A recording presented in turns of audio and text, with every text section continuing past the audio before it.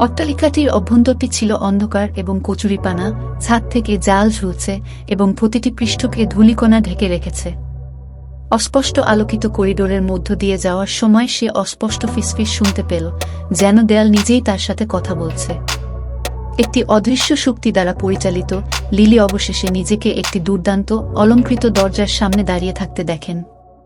সে স্বভাবতই জানত যে এই ঘরটির কথা তার দিদিমা বলেছিলেন। একটা দীর্ঘ নিঃশ্বাস ফেলে লিলি দরজাটা ঠেলে ঢুকে গেল। ঘরটি একটি নরম, ইথারিয়াল আভায় স্নান করা হয়েছিল এবং এর কেন্দ্রে একটি বড়, অলংকৃত আয়না দাঁড়িয়েছিল। লিলি আয়নার কাছে যাওয়ার সাথে সাথে সে তার পিছনে উপস্থিতি অনুভব করল। ঘুরে ঘুরে সে লেডি সেরাফিনার ভৌতিক মূর্তিটি দেখতে পেল। তার চোখ এমন এক দুঃখে ভরা যা মনে হচ্ছে শতাব্দী ধরে। লেডি সেরাফিনার কণ্ঠ মৃদু, তবুও অন্তর্নিহিত শক্তিতে ভরা। আমি লিলি, সে উত্তর দিল, ভয় থাকা সত্ত্বেও তার কণ্ঠ স্থির। আমি নিজের জন্য নয়, আমার দাদির জন্য একটি ইচ্ছা করতে চাই, যিনি গুরুতর অসুস্থ হয়ে পড়েছেন। আমি তার স্বাস্থ্য পুনরুদ্ধারের কামনা করি। লিলির কথায় লেডি সেরাফিনার চোখ নরম হয়ে গেল। আপনি একটি বিশুদ্ধ হৃদয়ের অধিকারী, তিনি বললেন, কিন্তু আপনি কি আপনার ইচ্ছার মূল্য দিতে প্রস্তুত? লিলি দৃঢ়ভাবে মাথা নাড়ল। আমি আছি। লেডি সেরাফিনার ভৌতিক রূপটি হাসল, তার মুখে একটি তিক্ত মিষ্টি অভিব্যক্তি। খুব ভালো। আয়নার ওপর আপনার হাত রাখুন এবং আপনার ইচ্ছার কথা বলুন। লিলি নির্দেশ অনুসারে কাজ করেছিল। আয়নার শীতল পৃষ্ঠে তার হাত রেখে জোরে তার ইচ্ছার কথা বলেছিল। শব্দগুলো তার ঠোঁট ছেড়ে যাওয়ার সাথে সাথে ঘরটি একটি অন্ধ আলো ভরে গেল এবং তার মধ্যে দিয়ে একটি শক্তি ছুটে চলল। সে এক অদ্ভুত সংবেদন অনুভব করল, যেন তার সারমর্মটি আয়নার জাদুতে মিশে যাচ্ছে। আলো নিভে গেলে লিলি নিজেকে বনের মধ্যে ফিরে পেল। গ্রামের প্রান্তে দাঁড়িয়ে আছে। হোলো হাউসটি এমনভাবে অদৃশ্য হয়ে গেছে, যেন এর কোনো অস্তিত্বই ছিল না। ঠিক কী ঘটেছিল তা নিশ্চিত না হয়ে সে দ্রুত তার বাড়িতে ফিরে গেল। সেখানে তিনি তার দাদিকে আগুনের পাশে বসে থাকতে দেখেছিলেন। তিনি বছরের পর বছর আগের চেয়ে সুস্থ এবং আরও প্রাণবন্ত দেখাচ্ছে আনন্দিত। লিলি তার দাদিকে জড়িয়ে ধরলেন, যিনি হাসলেন এবং ফিসফিস করে বললেন, ধন্যবাদ আমার প্রিয়, আপনার ইচ্ছা মঞ্জুর করা হয়েছে।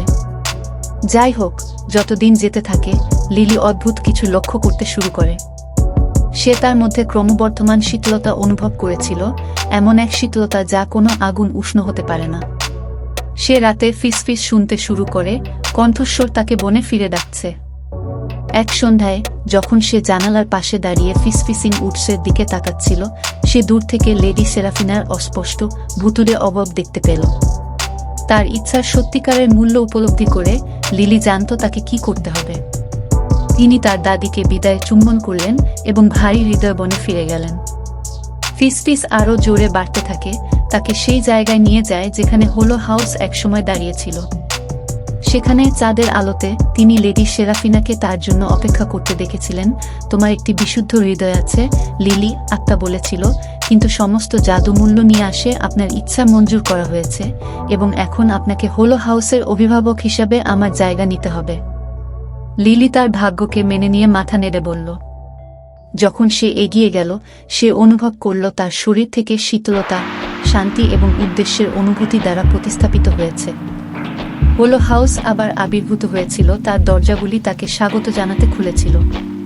লিলি লেডি সেরাফিনার দিকে ফিরে গেল, যিনি হাসলেন এবং রাতের মধ্যে বিবর্ণ হয়ে গেলেন। সেই দিন থেকে লিলি হোলো হাউসের নতুন অভিভাবক হয়ে ওঠে।